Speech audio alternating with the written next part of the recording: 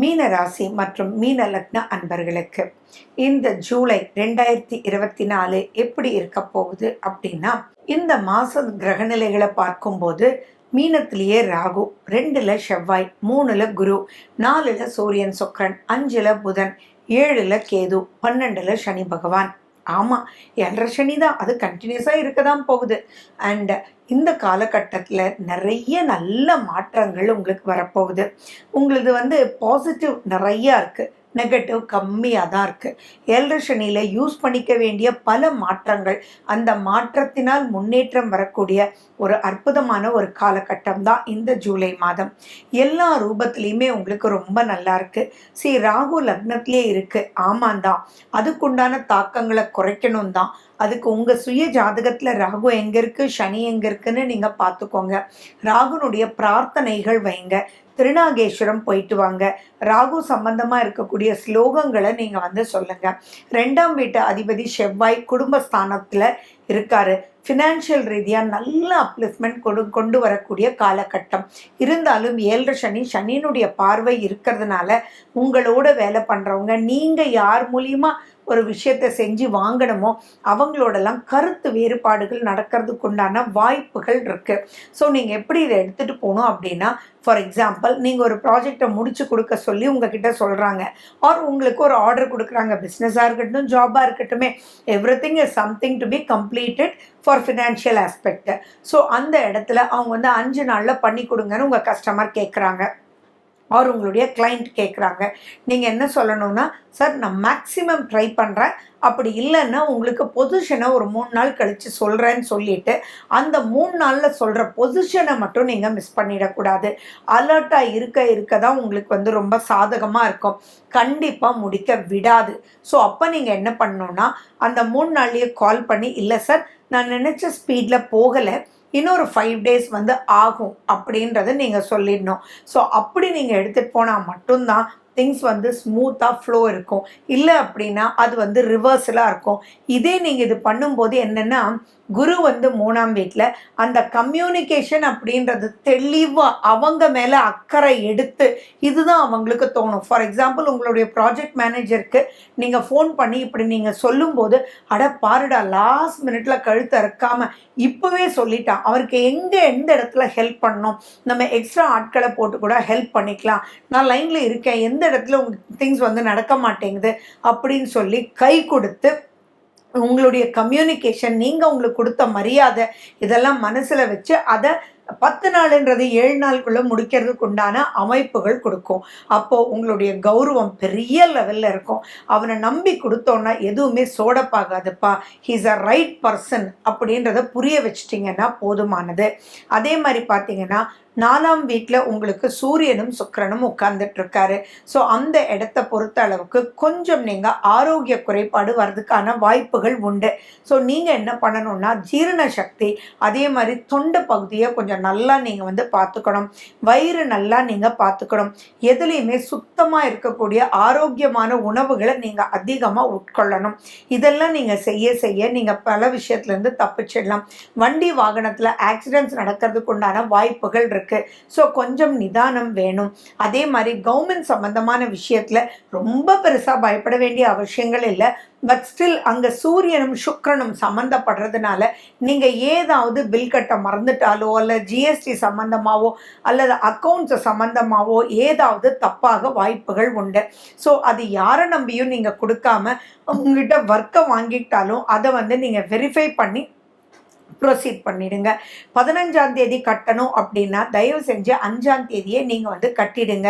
இந்த மாதிரி சிறு சிறு விஷயங்களை ரொம்ப கீனாக நீங்கள் பார்த்துக்கிட்டிங்கன்னா பெரிய பயம் பாதிப்புகள் இல்லை. 7ஆம் வீட்டில் கேதுனாலும் கொஞ்சம் கூட பயப்பட வேண்டாம். ஏன் அப்படின்னா, குருனுடைய பார்வை அங்கே இருக்குது. பட் ஒரு 12 நாளைக்கு மட்டும் உங்களுக்கும் உங்களுடைய லைஃப் பார்ட்னருக்கு, பிஸ்னஸ் பார்ட்னருக்கு, அல்ல யாரோடு நீங்கள் ட்ராவல் பண்ணினாலும் அவங்களுக்கும் உங்களுக்கும் கருத்து மோதல் வர்றதுக்கான வாய்ப்புகள் இருக்குது. எதானாலும் கேளுங்க, கேட்க வேண்டாம் சொல்லலை. ஆனால் அந்த கேட்குறத மட்டும் பொறுமையாக நிதானமாக கோவப்படாமல் நீங்கள் கேட்கணும். ஏன்னா என்னதான் இருந்தாலும் 7.5 சனி அப்படின்றதும் அந்த சனி செவ்வாயை 12ஆம் வீட்டில் சனி இருந்து 2ஆம் வீட்டில் செவ்வாய் இருந்து ஒருத்தர் பார்த்துக்கும் போது முன்னாடி ஒருத்தர் சண்டை போடுறார், பின்னாடி ஒருத்தர் சண்டை போடுறார். இவங்களுக்கு சப்போர்ட் பண்ணா அவங்களுக்கு பிரச்சனை, அவங்களுக்கு சப்போர்ட் பண்ணா இவங்களுக்கு பிரச்சனை. ஃபைனலாக நீ கொடுத்துறியாடா அப்படின்னு கேட்பாங்க. சரி போடா அப்படின்னு சொல்லி மட்டும் சிக்கிக்காதீங்க. யாரையும் நம்பாதீங்க, மூக்க நுழைக்காதீங்க.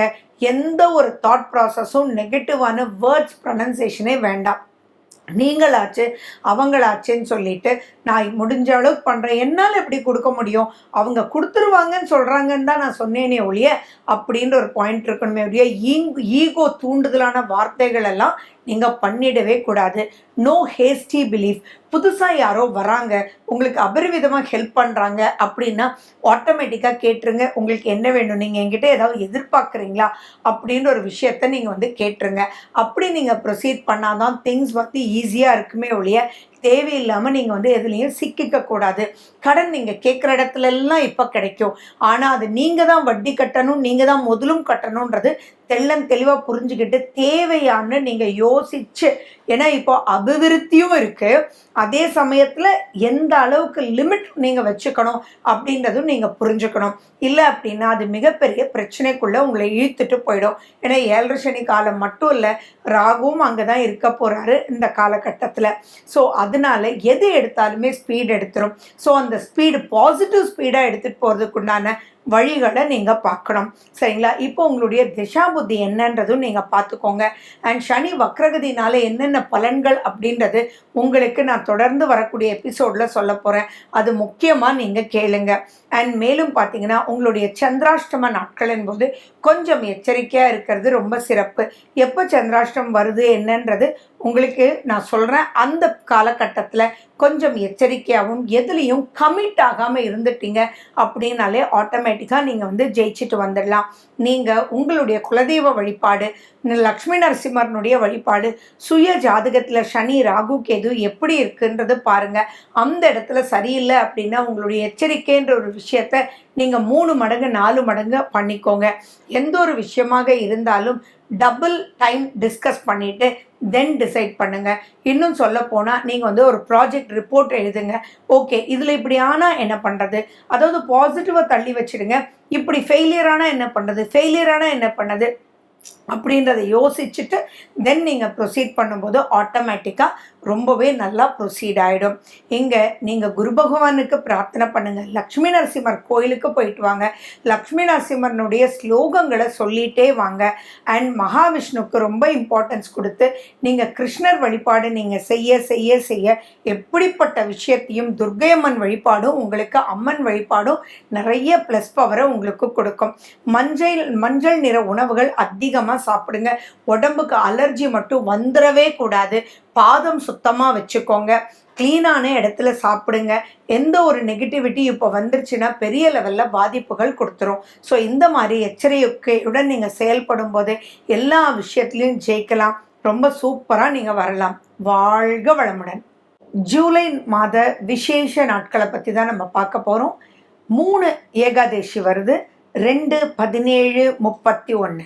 5ஆம் தேதி அமாவாசை, 7ஆம் தேதி சந்திர தரிசனம், 9ஆம் தேதி சதுர்த்தி விரதம், 11ஆம் தேதி ஷஷ்டி, 14ஆம் தேதி சுதர்சன ஜெயந்தியும் அஷ்டமியும், 15ஆம் தேதி நவமி, 16ஆம் தேதி ஆடி மாத பிறப்பு, தக்ஷணாயன புண்ணிய காலம் ஆரம்பம், 19ஆம் தேதி பிரதோஷம், 21ஆம் தேதி ஆடி தபசு பௌர்ணமி, 24ஆம் தேதி சங்கடஹர சதுர்த்தி, 27ஆம் தேதி வாஸ்து நாள் காலையில் 6:52 8:22 வரைக்கும், 28ஆம் தேதி அஷ்டமி, 29ஆம் தேதி கிருத்திகை.